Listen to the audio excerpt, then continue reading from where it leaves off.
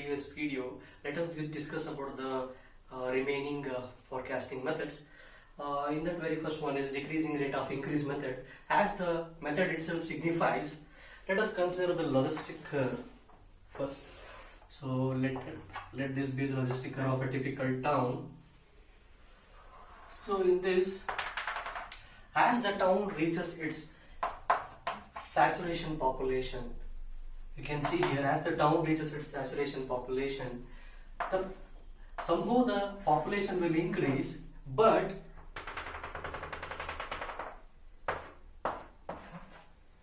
rate of increase will decrease.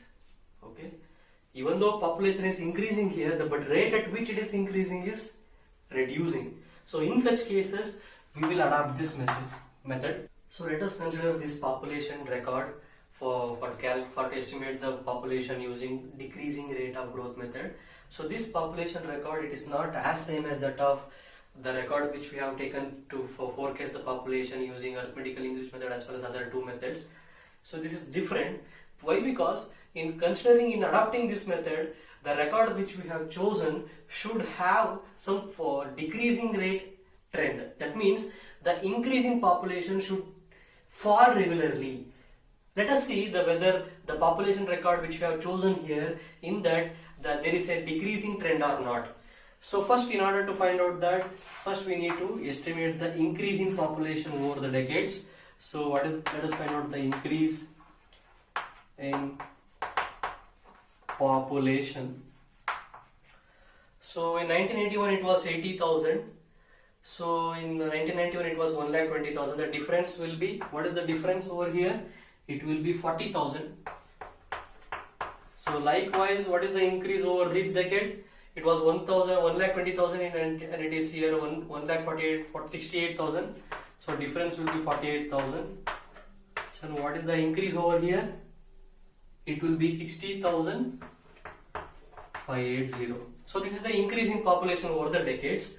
After that, in order to find out the decreasing trend, first we need to find out the rate of change or rate of increase. That means percentage increase we need to find out here. So let us find out the percentage increase. I am curtailing things as because the board is very small. So percentage increase, what is the percentage increase over this decade? So it was 80,000. It is increased by 40,000. Then 40,000 should be divided by 80,000 multiplied by 100. That is the increase in percentage. So 40,000 divided by 80,000 multiplied by 100 will give you 50% increase over this decade. Though in the very next decade it was 1,20,000 and it is increased by 48,000 for the next decade. What is the percentage of increase? It will be 40%. It is 40% increase, and likewise in the very next decade is 36%. So very next procedure is, now we need to find out the decreasing trend over this percentage increase. That is the main thing when adopting the decreasing rate of growth method. So what I said, we need to find out the decreasing trend over this percentage increase. Let us find the decreasing percentage over this. Decreasing percentage increase. It is quite easy to calculate. It was 50 in this decade, then it is reduced to 40. It is in falling trend. That means 10% decreasing over this decade. If you consider these 2 decades in this term, 10% is decreased. So in the very next 2 things, what is the percentage of decrease? 4%. So while considering decreasing rate of growth method, this is very much important. You need to find out the decreasing percentage increase, and we need to consider the average of these things. You need to consider the average of these things, that is 10 plus 4, 14. 14 divided by 2, we consider two terms. So 14 divided by 2 will give you 7%. So this is the average decrease. This is the average decreasing rate of increase. Okay, or else average decrease in rate of increase in population, you can say at any way. But let us consider it as average decrease in rate of growth or rate of increase. So after considering this, then we need to estimate the population. While we should consider this now onwards. So this will remain constant for further decades. Let me explain how we will use this decrease in percentage, average decrease in percentage, and how we will estimate the population in further decades. So now we have the average decrease per decade, that is 7% in our hand. So now onward, for successive decades, this will remain constant. So what we can observe here is, so let us take this decade 2001 and 2011. What is happening here? Earlier it was 1,68,000 and there is an increment of 36% over this decade, over this per population. Then we will obtain this population in 2011. So likewise, in order to estimate the population in 2021, we will adopt the same procedure. That means we need to find out some percentage increase that should be increased over this number. So in order to find out the percentage increase, in order to find out the net percentage increase, we will take this percentage into account, and then we will deduct this 7% over this percentage, and that will be considered as the net percentage increase. So let us see how it will be done. So in order to estimate the population of 2021, first we need to take this over this only, right? The addition, whatever it might come, it should be added over here. So added to this. So 2,28,580 in the 2011. What is the percentage that should be increased in order to find out the population of 2021? For that purpose, you need to consider the net percentage increase, that is 36% should be subtracted with 7. So this is the net percentage increase that we should be considering while calculating the population of 2021. So this is the net percentage increase. So let me write it by 100. So this should be increased of what population? The predecessor's population, 2,28,580. So after calculating this, you will get 2,94,870. 2,94,870.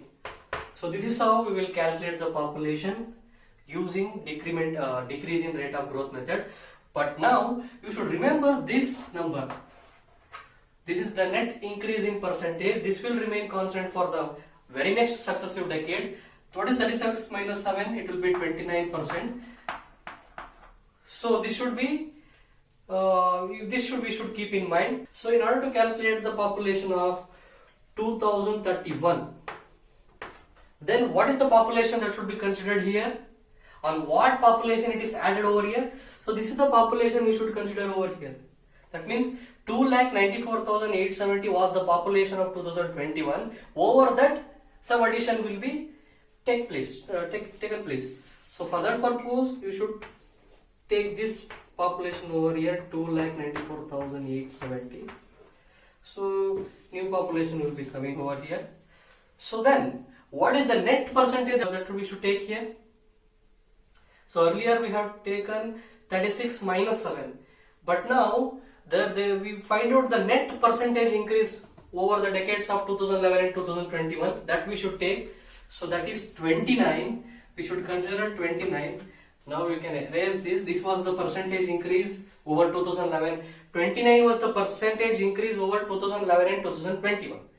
So for that we should deduct 7%, and then we will get the percentage increase over the 2021 and 2031. So this is the net percentage increase over here. So here we should consider the population of 2021, 2,94,870. So now we can obtain the population of 2031. So that is 3,59,740. 3,59,740. So this is how we will estimate the population. You should using this method. You should keep this in mind that the net percentage increase is considered very important over here. That will be added upon for every successive decades. So let us move on to the very next method. The very last trend-based method is a simple graphical method. In this method, some previous population records or data is taken and then it is plotted population versus time. Then it is smoothly extended to the desired year. For example, let us take this is the population graph which we have obtained from the given data. This is population versus time in years. So let this be the population. For the given data, this is the graph plotted. In order to estimate the population over the next decades or the very next years, you need to just extend this approximate extension, approximately extended towards the desired year, so that for some design period you can obtain from design population. Likewise, for some years you can obtain the population. So this is the very, as the name itself signifies, it's very simple method, graphical method in order to estimate the population which we use. So till now we discussed about the 5 simple trend based methods. So these are used to estimate the population for the short term period, that means for the design periods 10 to 20 years. So these methods are used. So these methods are considered as short term estimates. So for the long term estimate, these methods are not used because these methods assumes that the population trend which were in the future, which were in the past, will remain same in the future. That means the factors affecting the population will not predominantly affect the population growth in the future. That's the assumption made here, but it is not true actually, because if you consider the situation now, there is a rapid decrease in population due to pandemic, and there is a rapid decrease in population due to immigration cancellations, migrations, and there might be sudden restrictions of the population by restricting the family planning, and also due to increased medical facility there might be decrease in death rates. So there are many factors affecting the population. Those things are not considered here over here. For that reason, these methods are not used to estimate the population for long terms. These are short term estimates. However, these methods will be used by the engineers as because they are simple and easy, and these methods are used as a check for the population estimated by using the complex methods. So that's it. Let's end this session. In the next session, we will be discussing about the complex forecasting, population forecasting methods, very interesting methods. Until then, stay tuned, stay at home, take care, bye.